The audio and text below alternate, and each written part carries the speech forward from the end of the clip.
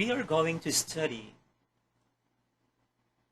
Unit 4, Topic 5, Varying Descriptive Vocabulary. So, guys, it's very important that you should know uh, more words when you are writing. Let's have the objectives. First, use vocabulary imaginatively. Second, use imagery to build up descriptions. Before we proceed, I want you to leave this message. Try to use interesting and imaginative vocabulary in your descriptive writing. If you always use the simplest and most obvious words, you will not create a precise picture for your reader.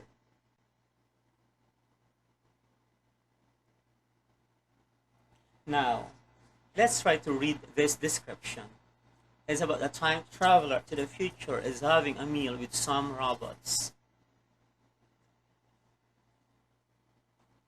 I sat down at the long table and began to eat the green cubes of jelly they placed on my dish. I took a bite and was amazed. They were really good. I really liked the taste. They had a taste a bit like curry. I really like these little cubes. What is it in them? I said to the robot next to me. Humans, it said.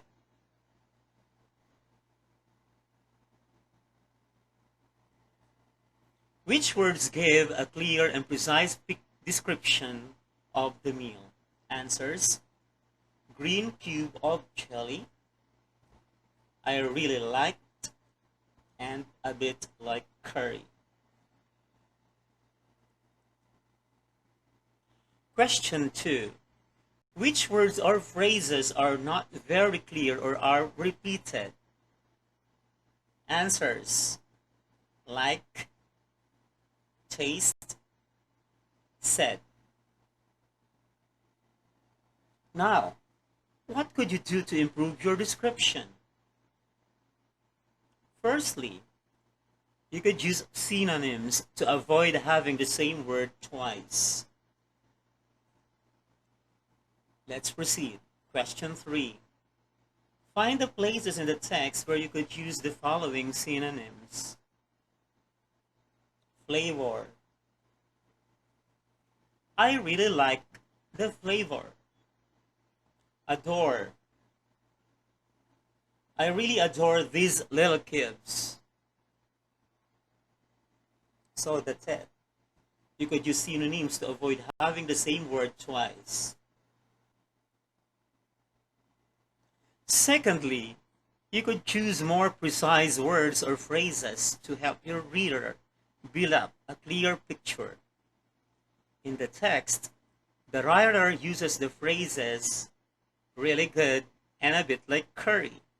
Neither of these descriptions tells us very much.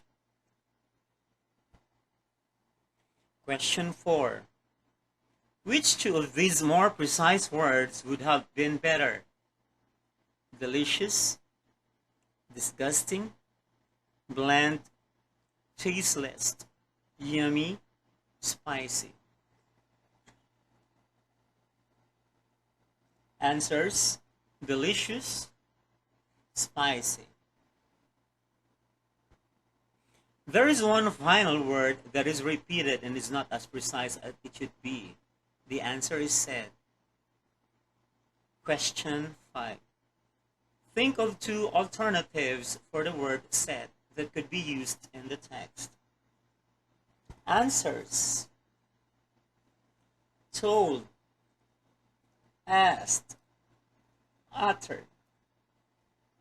Once you have considered all these changes, rewrite the text in full with all the new vocabulary in place. So guys, this is very important.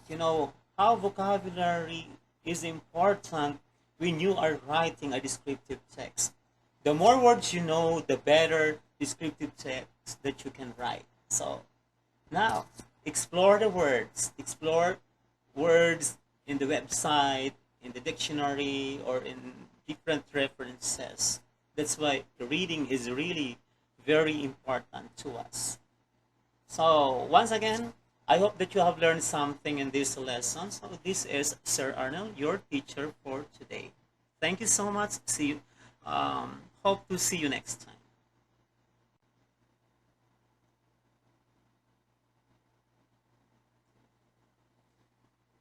Okay, so let's continue. Let's try to practice what you have learned with these short exercises. Question 6.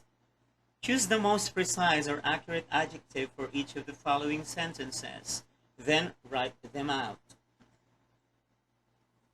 There were deep puddles of a silvery liquid that I had to splash through, so I got completely blank. Damp, wet, soaked, moist. Which do you think is more accurate? The answer is soaked. There were deep puddles of a silvery liquid that I had to splash through, so I got completely soaked. Letter B. I was so fed up with my journey that I didn't notice the blank robot towering over me as I approached. Enormous, big, large, plump. Which do you think is the most precise or accurate? Answer, enormous. It's more effective word than big or large. Plump sounds wrong because it suggests a human who is a bit overweight. Let's have letter C. Stop, human, he thundered in a blank voice. Loud, gentle, deafening, soft. Which is most precise or accurate? Answer, the word thundered shows the word cannot be gentle or soft. Loud would work, but it is not as powerful as deafening. So the answer is deafening. Stop, Yemen, he thundered in a deafening voice.